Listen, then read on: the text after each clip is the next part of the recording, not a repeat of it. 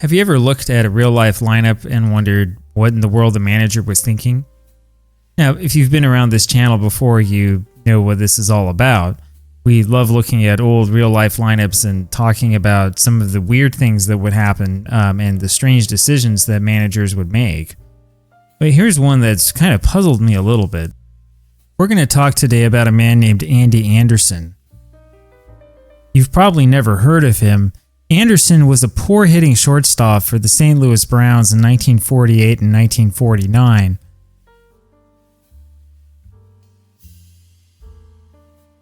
He happened to hit leadoff in 7 games in the summer of 1949. Now, when I say poor hitting, I mean poor hitting. I mean this guy couldn't see the Mendoza line with binoculars. For example, he wound up hitting 125 in 1949. Given all that, believe it or not, Anderson was actually a pretty popular player during his time in St. Louis. And the part that's perplexing is that he was popular because of his hitting. So the Browns hosted the Red Sox on June 7th, 1949. Anderson, hitting leadoff, went 3 for 5. He drove in a run, had a double and 2 singles.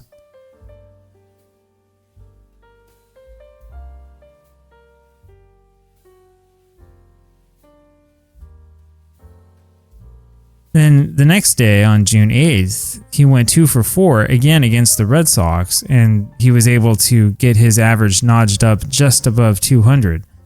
Now remember, this is the 1949 Red Sox, which were not exactly pushovers. But then, as far as Anderson was concerned, that was it. He stopped hitting. He was sent back to San Antonio in early 1950. And kind of faded into obscurity. Except that's not the whole story. So Andy Anderson was born in the Bremerton, Washington area in the early 1920s. Bremerton, if you're not familiar with it, is kind of across the Sound from Seattle. Now, like many other Major League Baseball players, including the most obscure players, it's clear that he was a star athlete when he was in high school.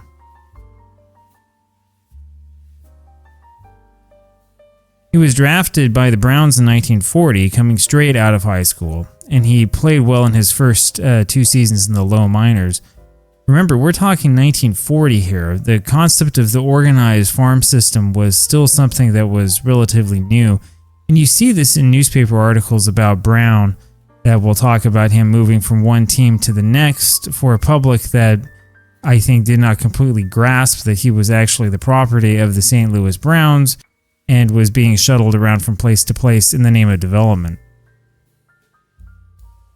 He played well enough his first 2 seasons in the low minors, and then came the war. Now, you and I have a hard time understanding and imagining what an incredible impact the Second World War had on ordinary Americans.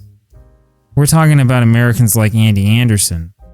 They found themselves enlisted, they found themselves fighting abroad, they found that their lives had been put on hold, and in more cases than we'd like to admit,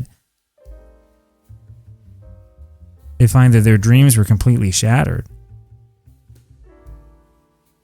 Now, it's a miracle that Andy found his way back to baseball.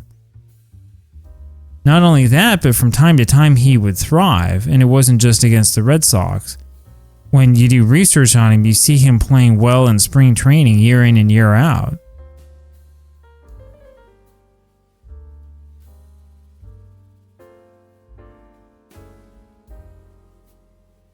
So, I have been playing through the 1949 season with Diamond Mine Baseball, as most of you know, and I did what I figure is probably the right thing. I had him hit leadoff for a little while, even though I thought it was crazy.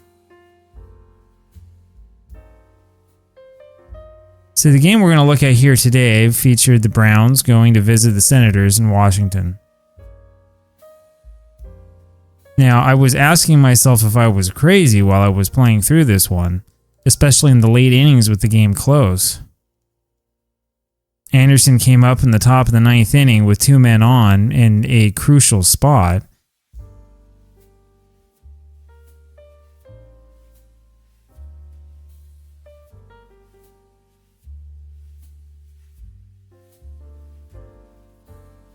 And wound up surprising me, getting the sacrifice fly to score one of the runs, putting the Browns up.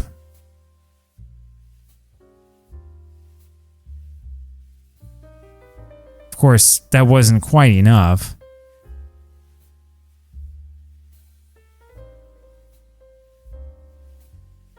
The Washington Senators, not a team that's well known for coming from behind,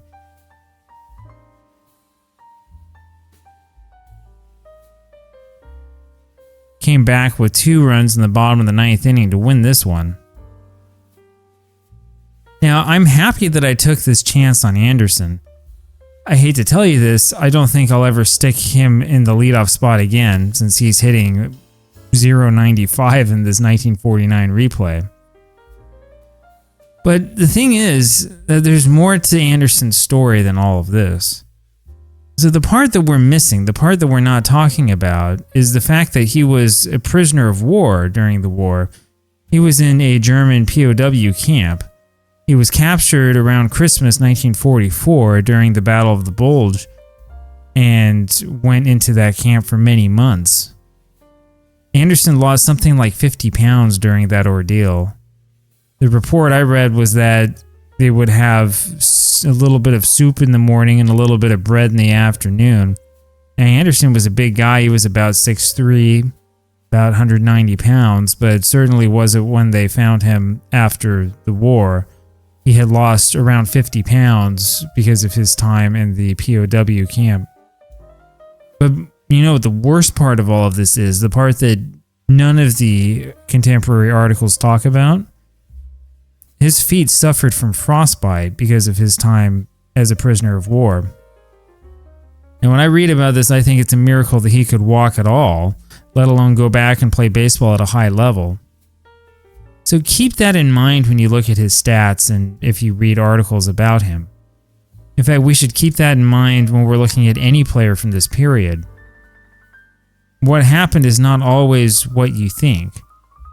And so if you go back through this video and look carefully, you'll notice that I never called him a weak hitter, because any man who survived that type of ordeal is not weak. Anderson may not have been a major league caliber hitter, but he was definitely not weak. Now, Andy Anderson died in 1982 in the Seattle area.